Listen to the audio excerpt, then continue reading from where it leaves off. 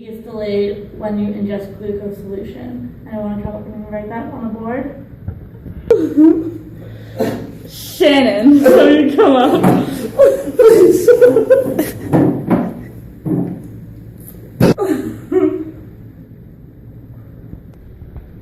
Okay, so for the mass, you would have blood glucose. Good.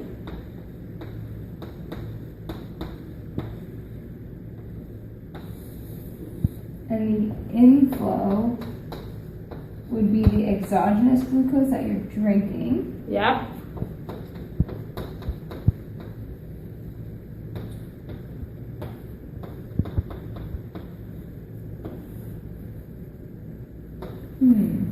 Now outflow.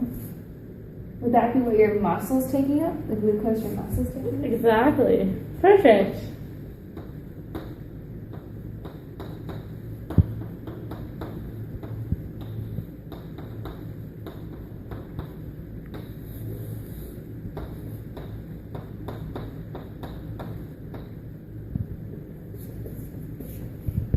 I have better handwriting.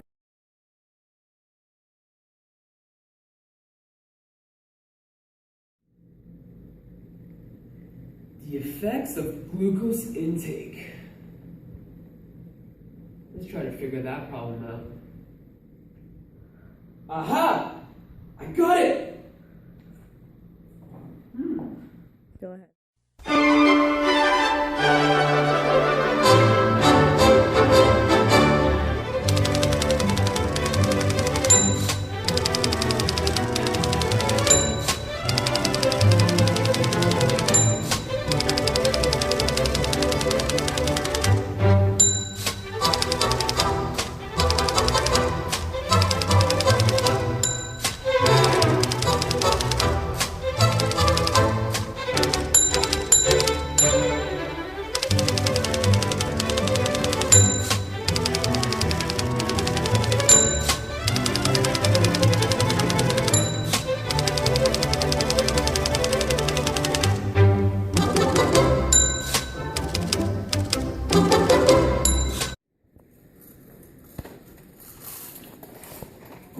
Oh my God. Dr. Randall? Who's that? What do we have here? Let's see how I interpret this. So we have ingestion of glucose, which is going to increase our blood glucose, which increases insulin, which increases our IR, IRS, PI3K, AKT, PKB, and activates PDE3B, which converts cyclic AMP to 5-AMP, which would result in a decrease in cell cyclic AMP, a decrease in pKa, which would result in less HSL and PL binding to the lipid droplet in adipose tissue, which would cause an inhibition of free fatty acid availability, which is our fatty acid metabolism.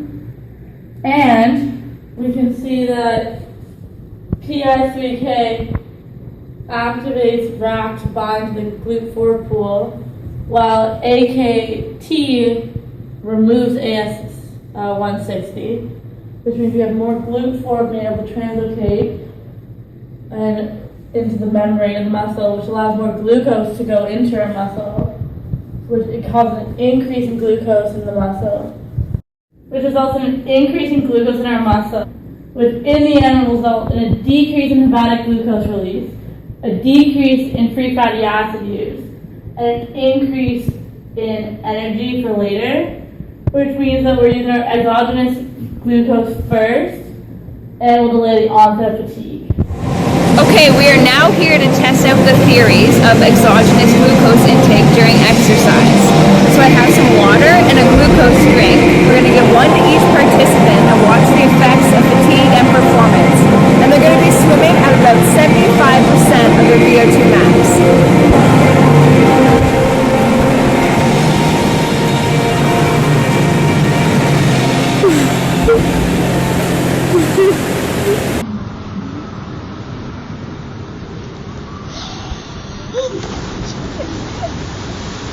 Now the race is on and here comes pride up the backstretch.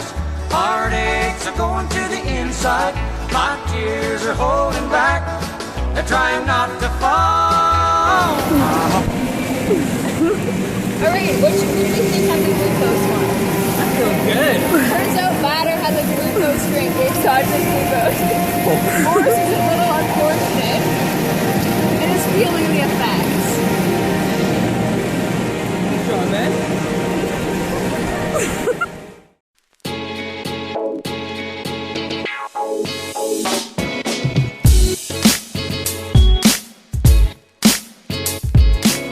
With the ingestion of exogenous glucose, this graph demonstrates an increase in plasma glucose. The study also showed that plasma insulin was higher in individuals with glucose ingestion, and that after 2 hours of exercise, epinephrine and glucagon levels were lower in the carbohydrate ingestion groups than the control group. This figure demonstrates how plasma glucose disappearance was significantly higher for individuals who ingested glucose during exercise. This suggests a decrease in the oxidation of endogenous carbohydrate.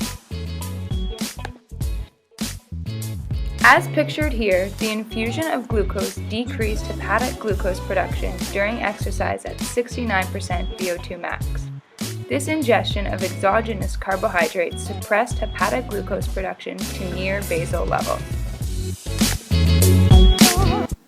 Okay, so after consuming our glucose drink, we're going to have exogenous glucose feeding into our blood glucose pool, causing an increase in blood glucose. This is going to signal in the pancreas an increase in insulin, and as proposed by Randall, this is going to decrease free fatty acid use. This increase in insulin is going to increase GLUT4 translocation, which is going to result in an increase in skeletal muscle uptake of glucose. Alright, so as my classmate mentioned, we have an increase in skeletal muscle uptake of carbohydrate, which leads to an increase in the substrate available to provide ATP breakdown to meet the energy demands at this workload. So one thing that we didn't really mention in our hypothesis, but the study touched upon, was that with an increase in insulin, you have a corresponding decrease in glucagon, which means less activation of glycolytic enzymes. So there's a decrease in glycogen breakdown, allowing this source to be spared. In terms of fatigue results from symptoms of hypoglycemia due to a decline in plasma glucose. By ingesting a glucose solution, this decline is attenuated and fatigue is delayed. Also, ingesting carbohydrate allows us to continually provide provide substrate for the required ATP breakdown at this workload.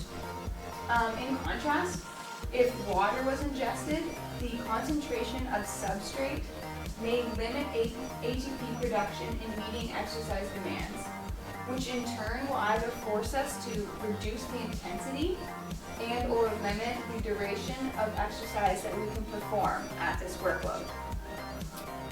Just one thing we would like to note is that although our demo involved swimmers, this would likely be applicable to cyclists or other exercise domains. Thanks for watching.